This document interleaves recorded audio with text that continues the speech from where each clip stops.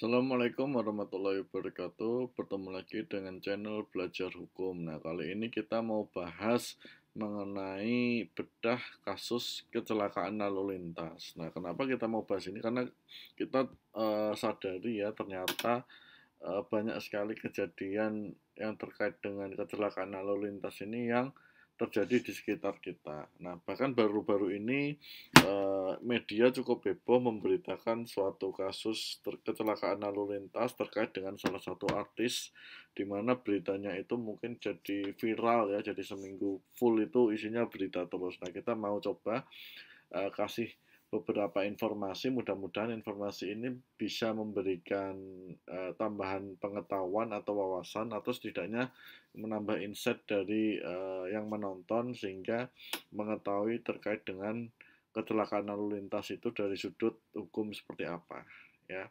Nah, sebagai disclaimer, video ini hanya untuk tujuan edukasi saja dan atau untuk berbagi pengalaman. Video ini bukan merupakan nasihat hukum. Kalau Anda butuh nasihat hukum terkait suatu permasalahan hukum, Anda bisa kontak lawyer atau LBH tempat. Kemudian video ini kemungkinan juga telah out of date jika di masa mendatang ada perubahan-perubahan terkait konten dari video ini.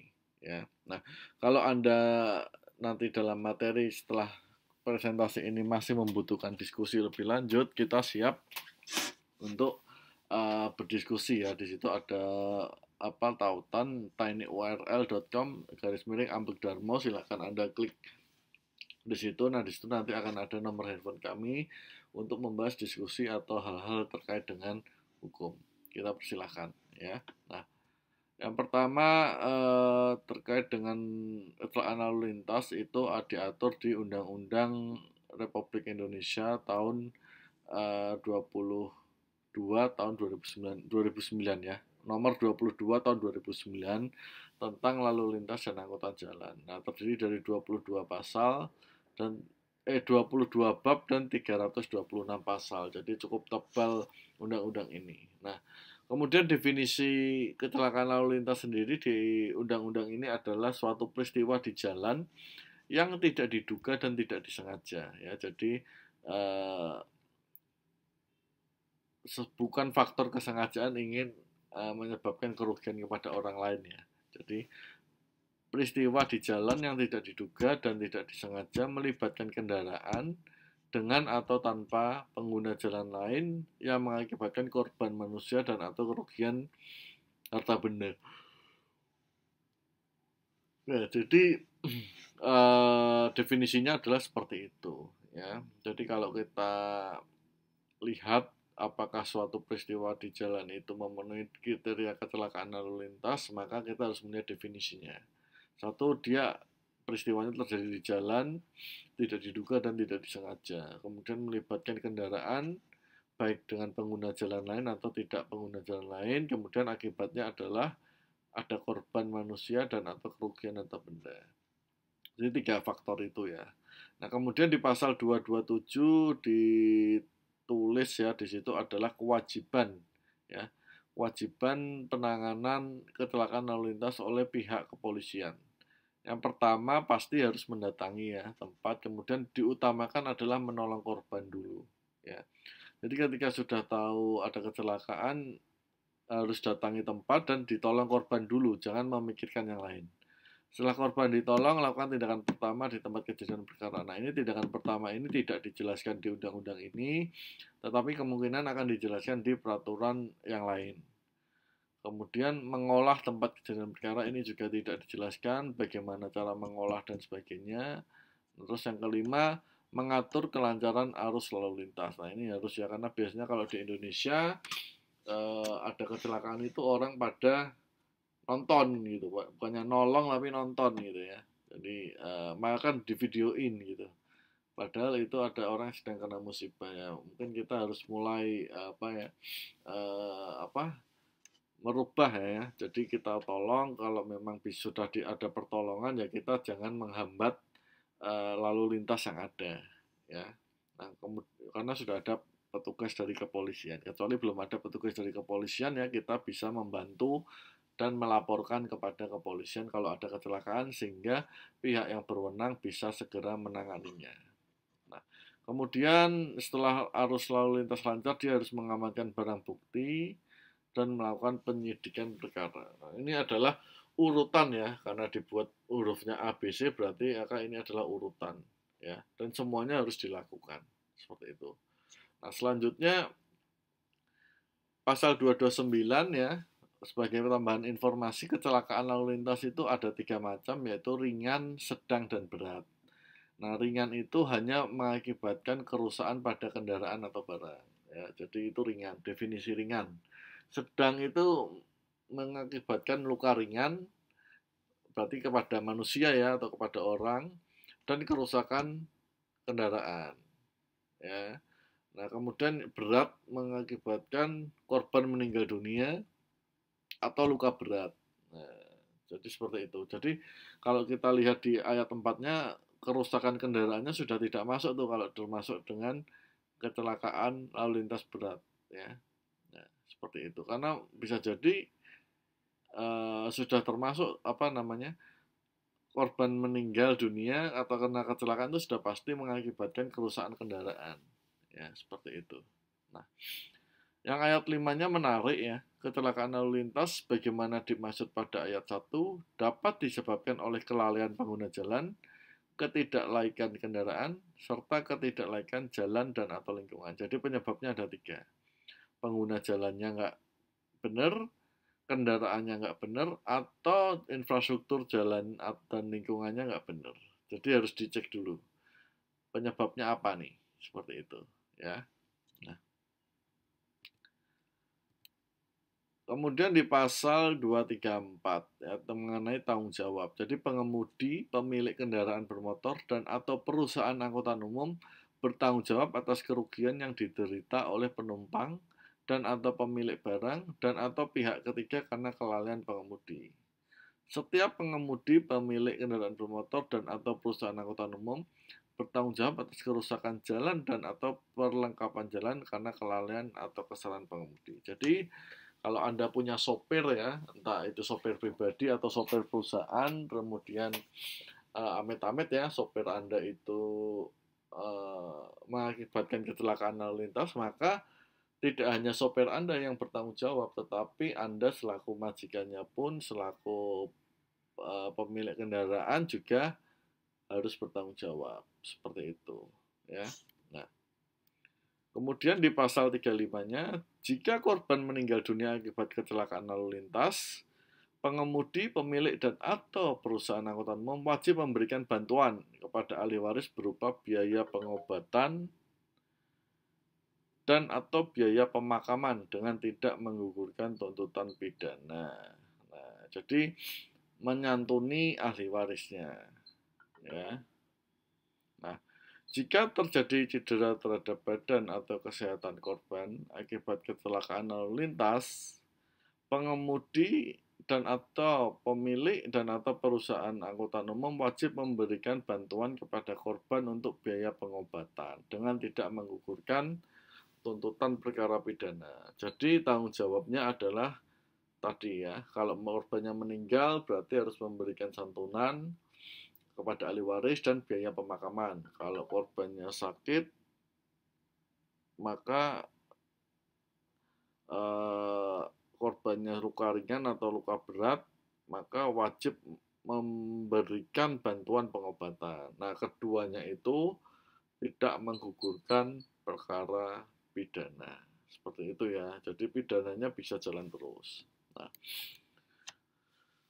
Nah, kemudian pihak yang menyebabkan kecelakaan lalu lintas wajib mengganti kerugian yang besarnya ditentukan pengadilan atau di ayat 2-nya dilakukan berdasarkan kesepakatan damai. Nah, ini tergantung para pihak. Kalau mau berdamai ya alhamdulillah, kalau tidak ya lanjut ke pengadilan. Ya. Nah, tapi untuk biasanya kasus-kasus seperti ini menurut saya ego-ego sektoral ya harus dihilangkan. Ego-ego individu harus dihilangkan. Namanya kecelakaan lalu lintas, tidak ada yang ingin dan tidak ada yang menginginkan dan tidak ada yang ibaratnya eh, tidak ada yang menginginkan, sehingga harusnya permasalahan-permasalahan lalu lintas sebisa mungkin diselesaikan dengan mekanisme damai ya, sepanjang korbannya tidak meninggal lah ya, seperti itu. Bahkan kita juga ingat ya, dulu ada kasus-kasus artis oknum lah ya yang menabrak anak artis ya, anak artis menabrak keluarga seseorang lah ya, kemudian orang itu meninggal dunia, toh juga tidak lanjut ke pengadilan. Saya lihat ya, lanjutnya ke malah putusan damai, putusan damai. Nah, itu pilihan ya, karena toh di pengadilan pun kalau korban sudah meninggal ya ujungnya tetap tidak bisa cut deh, cut. Oke, selanjutnya di pasal 310 ini mengenai sanksi ya. Nah, jadi kalau orang yang mengemudikan kendaraan bermotor karena kelalaiannya kemudian menyebabkan kecelakaan, itu ada pidananya ya.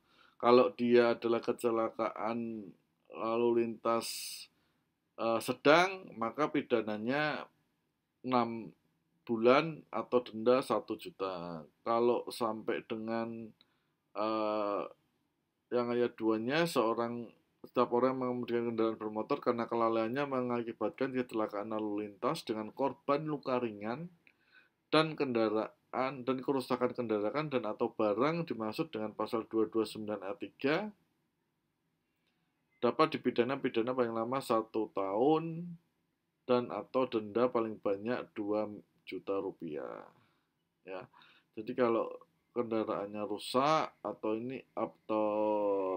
barang yang dibawa di kendaraan jadi rusak, maka pidana penjara 6 bulan atau denda 1 juta. Kalau menyebabkan luka ringan 1 tahun atau denda 2 juta. Kalau luka berat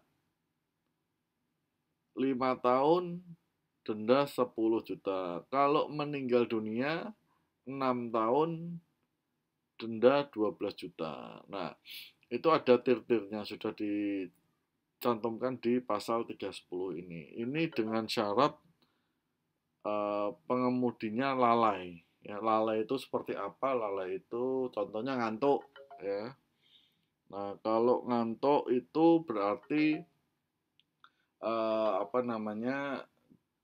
harusnya kan istirahat, harusnya menepi terus istirahat dulu tapi tetap dipaksakan. Nah, itu contohnya adalah lalai. Nah, terus kemudian di pasal 311 ini adalah bukan karena lalai tapi karena kesengajaan ya. Kalau sengaja mengemudikan dengan cara atau keadaannya membahayakan nyawa, dipidana 1 tahun 3 juta rupiah. Kalau mengakibatkan kerusakan kendaraan atau barang, 2 tahun penjara, denda 4 juta. Kalau menyebabkan luka ringan dan kerusakan, pidana 4 tahun, denda 8 juta. Kalau luka berat, pidana 10 tahun, denda 20 juta. Kalau sampai meninggal dunia, pidana 12 tahun atau denda 24 juta. Nah, jadi harus bisa dibedakan antara cara mengemudi yang ugal-ugalan atau cara mengemudinya karena kelalaian dia. Ya, itu harus dibuktikan nanti di pengadilan kalau ada kasus-kasus seperti ini. Nah, kemudian yang pasal 312, setiap orang yang mengemudikan kendaraan bermotor yang terlibat kecelakaan lalu lintas dan dengan sengaja tidak menghentikan kendaraannya, tidak memberikan pertolongan atau tidak melaporkan kecelakaan kepada kepolisian sebagaimana pasal 231 ayat 1 huruf A, B, dan C tanpa alasan patut dipidana dengan pidana penjara 3 tahun dan paling banyak 75 juta. Ya. Jadi memang kewajiban warga negara dalam berkendara ketika ada kecelakaan ya harus menolong. Katakanlah tidak mampu memberikan pertolongan ya melapor ke kepolisian yang terdekat seperti itu. Ya, supaya apa? Supaya dapat segera mendapatkan pertolongan korbannya. Nah, Itu tadi ya mengenai aturan-aturan terkait kecelakaan lalu lintas, kan kasusnya banyak ya, ada kasus tabrak lari ya. Kasus tabrak lari berarti harus dicek nih, dia ugal-ugalan atau dia lalai. Kasus seperti kasus artis-artis itu juga ada. Kemudian kewajiban terkait dengan kecelakaan. Kalau dari pihak pengemudi, pemilik wajib memberikan santunan, ya, wajib mengganti biaya kerugian seperti itu tanpa menghilangkan unsur pidana. Ya, nah jadi eh, kalau hal-hal ini sudah dipahami, maka mudah-mudahan kita dalam berkendara hati-hati, ya, hati-hati. Kenapa? Karena ada ancaman hukum di situ. Kalau kita tidak hati-hati, menyepelekan, katakanlah mungkin tidak punya surat izin dan sebagainya, eh, itu ada ancaman hukumnya, ya. Nah, kemudian batas kecepatan juga kita harus selalu perhatikan. Nah, saya pikir itu saja kita mau sharing ya terkait dengan kasus-kasus kecelakaan lalu lintas secara umum. Ada dua hal itu, dia yang karena kelalaiannya menyebabkan kerugian atau dia yang sengaja cara nyetirnya, ya. Nah, mudah-mudahan bermanfaat. Kurang lebihnya saya mohon maaf. Terima kasih sudah menonton. Assalamualaikum warahmatullahi wabarakatuh.